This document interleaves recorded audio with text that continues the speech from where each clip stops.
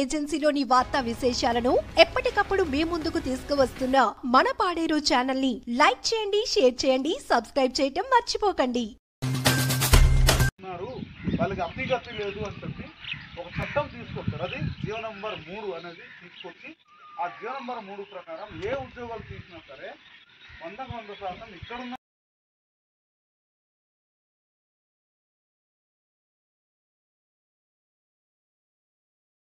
మిత్రులందరికీ మా యొక్క నమస్కారములు. నా పేరు పాత్ర రవికుమార్. నేను ముంచంగిపుట్టు మండల పరిధిలో ఉన్న తాపీ మేస్త్రి యూనియన్లోనే ఒక మెంబర్షిప్గా పనిచేస్తున్నాను. అలాగే చాలా కాలం నుండి మేము మైదాన ప్రాంతం నుండి వచ్చినటువంటి మేస్త్రులని ఆపడం జరుగుతుంది. కానీ కొంతమంది రాజకీయ నాయకులు మరియు కొంతమంది ఉపాధ్యాయులు మా మీద ఎన్నో రకాలుగా బెదిరింపులు చేసి పోలీస్ స్టేషన్లో కంప్లైంట్ ఇవ్వడము, తర్వాత జియో నెంబర్ రద్దు అయిపోయింది కదా, విచ్చలవిడిగా మీ మట్టుకు మీరు చేసుకోండి అన్నట్టుగా ఎన్నో రకాలుగా మాకు భయాందోళన కల్పించి ఈరోజు స్టేషన్లో కూడా కనీసం మైదాన ప్రాంతం నుండి వచ్చినటువంటి వాళ్ళకి మద్దతు పలికారు, కానీ గిరిజనులకి మాత్రం ఎటువంటి ఒక న్యాయపరంగా మాత్రం మాట్లాడడానికి ముందుకు రాలేదు. అందుకనే ఈ విషయానికి మేము చాలా ఖండిస్తున్నాము. అలాగనిసి మేము చాలామందికి, అయ్యా బాబు, మేము ఇంత చదువుకు నుండి కూడా ఏ ఉద్యోగాలు లేక ఒక భవన కార్మికుడిగా గుర్తింపు పొంది ఈరోజు మేము ఇలా ఉన్నాము, మాకు లబ్ధి అనేది కోల్పోతున్నాం అనేసి చాలామందికి తెలియజేయడం జరిగింది. అయినా కూడా ఈ రోజుకి ఏ రకంగా చూసుకుంటున్నారు తప్ప కానీ గిరిజనులకు మాత్రం ఎటువంటి లబ్ధి చేకూర్చకుండా వాళ్ళు విచ్చలవిడిగా చేసుకుంటున్నారు.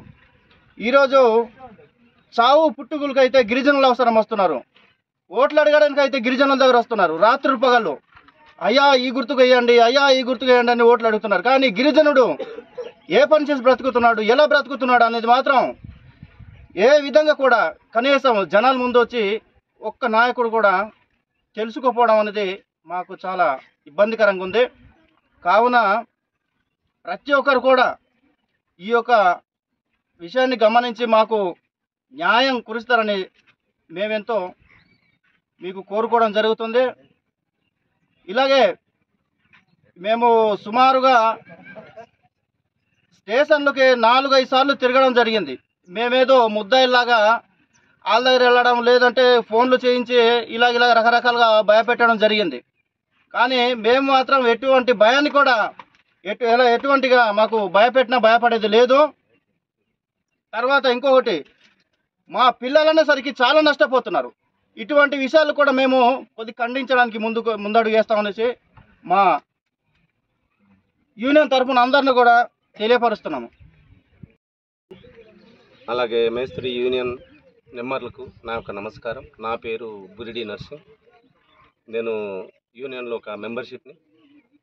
ఈరోజు తేదీ 26/12/2024 ఈరోజు అనగా మేము యూనియన్ మీటింగ్ అంటూ ఒక మేస్త్రులు అందరు కలిసి మీటింగ్ చేస్తుండగా మన మీద రాజకీయ నాయకులు అలాగే కొంతమంది ఉపాధ్యాయులు రిపోర్ట్ ఇచ్చిన సందర్భంగా ఈరోజు మీటింగ్ చేస్తున్నామని తెలిసి స్టేషన్లో మమ్మల్ని పిలిచి అక్కడ ఇరు వర్గాలు చిన్న డిస్కస్ జరిగిన సమయంలో ఎస్ఐ గారిని, సారు ఇది పద్ధతి కాదు, మా యూనియన్ గిరిజన యూనియన్గా నిలబడాలని మేము ఇక్కడ చేస్తున్నాం, ఈ యూనియన్ నిలబెట్టేలాగా మీరు చూడాలని మీ దగ్గర వచ్చాము అని అడిగితే అతను జియో నెంబర్ 3 అనేది ఇప్పుడు లేదు, మీరు దాని గురించి ఇది కాదు, భారతదేశంలో మీరు ఎక్కడైనా వెళ్ళి బతకవచ్చు, పని చేసుకోవచ్చు, అలాగే అక్కడి నుంచి కూడా ఎక్కడైనా వచ్చి వాళ్ళు పని చేసుకోవచ్చు, బతకవచ్చు, మీరు వాళ్ళకి తరమడానికి కానీ తిట్టడానికి కానీ పంపించడానికి మీకు ఎటువంటి అర్హత లేదని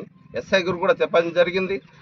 ఆ సమయంలో మేమేమన్నాం అంటే, ఎస్ఐ గారు మీరు ఇలా చెప్పడం బాగాలేదండి, మీరు ఇలాగ వాళ్ళ మీద వత్తసు పలిగితే మా పరిస్థితి ఏంటి, మా గిరిజన తాపీ మేస్త్రులు ఎలాగా వీళ్ళ కడుపు ఎలాగా నింపుకుంటారు అని అడిగితే ఇక్కడ ఎవరికి ఇది చేసుకోవడానికి లేదు, మీరు వాళ్ళు కలిసి పని చేసుకుని బతకండి అని చెప్పడం జరిగింది. అలాగే ఉపాధ్యాయులు అయితే ప్రత్యేకంగా మీకు పని రాదు, పని నేర్చుకోండి అని చెప్పారు. అంటే ప్రత్యేకించి వాళ్ళు మైదాన ప్రాంత మేస్త్రుల్ని మాత్రం వత్తసి పలిగారు తప్ప గిరిజన మేస్త్రుల్ని మాత్రం ఎటువంటి సహకారం కానీ మాటలు కానీ ఏమి చెప్పలేదన్నమాట. దాని గురించి అని ప్రత్యేకించి మా మేస్త్రులు చాలా బాధపడడం జరిగింది.